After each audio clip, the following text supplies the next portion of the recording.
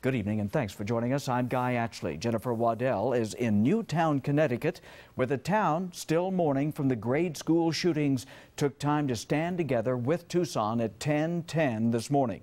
We'll check in with Jennifer in just a minute. But first, 2 years ago, Tucson changed forever. Since the shootings that killed 6 people and wounded 13 others, Tucson has healed, but we have not forgotten.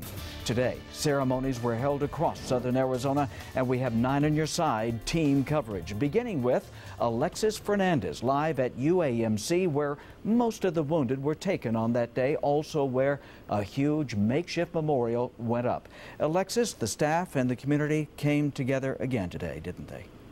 Absolutely, Guy. 2 years ago, thousands of people showed up here to the front line of UAMC, to UAMC to honor the victims at a makeshift memorial that was here. And today they once again came together as a community to heal.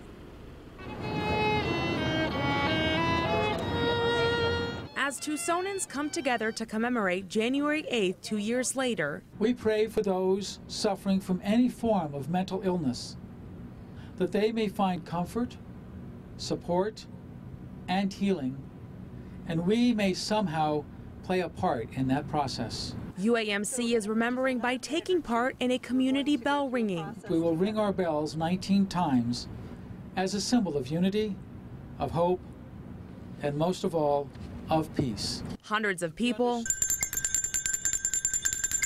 rang a bell at 10:10 this morning for each victim impacted, including some of the survivors. It's very emotional, you know, and in some ways it's more emotional today than it was that day.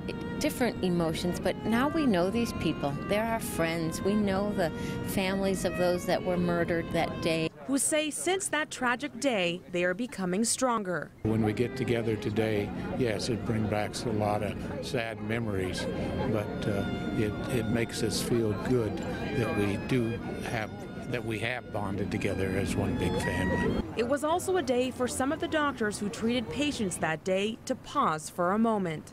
Being able to take the time to reflect back on this type of event, although we do this all the time, this is nice in that we can have the city and the community rally behind each other on this. But most of all,